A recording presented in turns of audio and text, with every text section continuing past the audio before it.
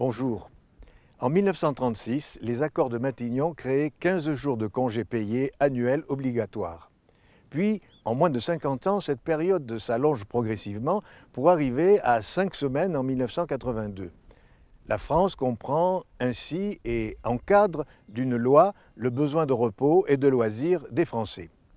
Cependant, le droit au repos est bien antérieur à 1936. Il est littéralement aussi vieux que le monde, avec le fameux 7e jour où Dieu se reposa après avoir effectué un travail d'ampleur, la création du monde. Mais loin de moi l'idée de vous parler de la pomiculture au paradis, du dimanche ouvré et encore moins de vous fredonner la chanson de vacances par excellence, National 7. Nul besoin de nous voiler la face. Les loisirs sont aussi une question d'argent. Et devant ce constat, l'association 82 4000 a décidé d'agir. En effet, une équipe d'alpinistes, guides, communicants, photographes, soutenus par des chanteurs, journalistes, prêtres et porteurs de projets humanitaires, parmi lesquels Alain Souchon, Patrick Poivre d'Arvor, Didier Barbelivien, François Soulage, cette équipe donc a décidé de gravir les 82 sommets des Alpes de plus de 4000 mètres.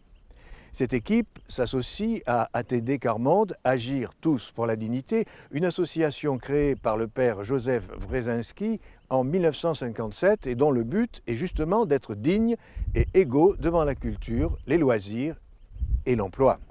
Ce projet, programmé sur une période de 3 ans, associe d'une part les plus démunis à ces ascensions et transmet de l'argent à ATD Quart-Monde d'autre part. Ainsi, pour chaque ascension, les protagonistes de la course s'engagent à faire connaître ATD Quart-Monde à 5 nouveaux donateurs.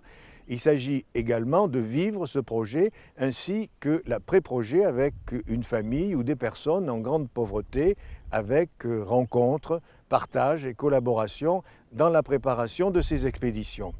L'association est bien entendu ouverte à faire participer à chaque course des personnes en situation de pauvreté.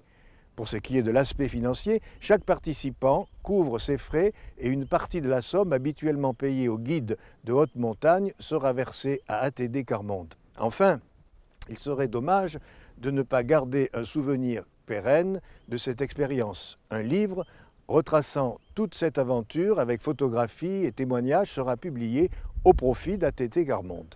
Alors, je vous invite à vous associer à ce projet que vous pourrez retrouver sur le site www.824000.com et vous comprendrez, j'en suis certain, que pour aider nos frères les plus pauvres, il faut parfois gravir les sommets. L'aide que vous apporterez sera pour beaucoup cette route des vacances que chante Charles Trenet. À bientôt.